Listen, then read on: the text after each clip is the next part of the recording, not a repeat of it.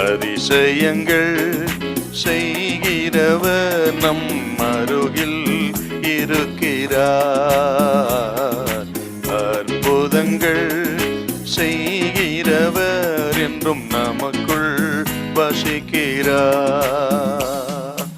மத்தேயு 4:3-4 அப்பொழுது சோதனைக்காரன் அவரிடத்தில் வந்து, நீர் தேவனுடைய குமாரனேயானால் இந்த கல்லுகள் அப்பங்களாகும்படி சொல்லும் என்றான்.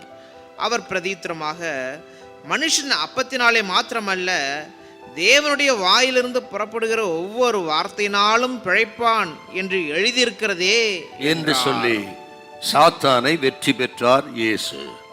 நீர் தேவனுடைய குமாரனேயானால், ஏன் இப்படி சொல்றான்னா, மத்தேயு 3:17 பிதா வாக்குத்தத்தம் பண்ணியிருக்கிறார். இவர் என் நேசகுமாரன், இவரில் நான் பிரியமாயிருக்கிறேன் என்று இயேசுவை குறித்து பிதாவே சாட்சி கொடுத்திருக்கிறார்.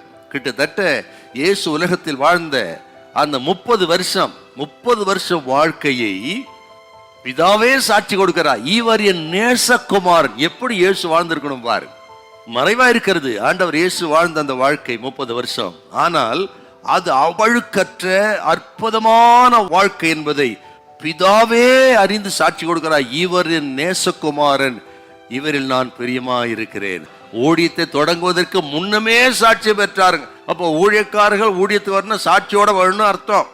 ஊழியத்தை தொடங்குவதற்கு முன்பு அவருடைய சாட்சி, இவர் என் நேசகுமார். இதை கேட்ட உடனே சாத்தானுக்கு பொறுக்க முடியலைங்க. இவர் நேசகுமார்னு சொன்ன அந்த நேசகுமாரனுக்கு சோதனை எப்படி வைக்கணும்னு தீர்மானம் பண்றான் பார். அருமையான கர்த்தரின் பிள்ளைகளே, நம்முடைய வாழ்க்கையில சில நல்ல சாட்சி நமக்கு இருக்கும். நம்ம குடும்பத்துல உண்மை உள்ளவர்கள், நல்ல உத்தமமானவங்க, உத்தமமான ஒரு கிறிஸ்தவ குடும்பம், உத்தமமான பிள்ளைகள் என்று சில சாட்சி இருக்கும். அந்த சாட்சியை கெடுக்கத்தான் சாத்தான் தீவிரப்படுவான்.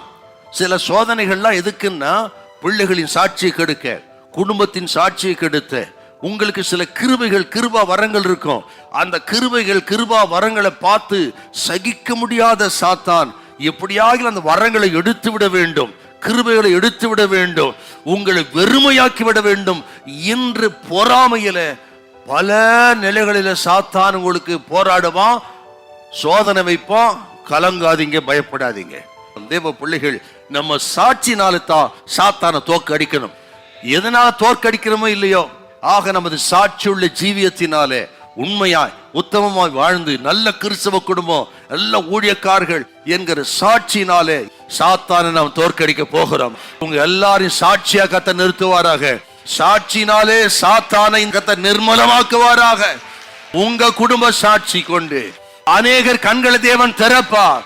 ஹல்லேலூயா, ஹல்லேலூயா.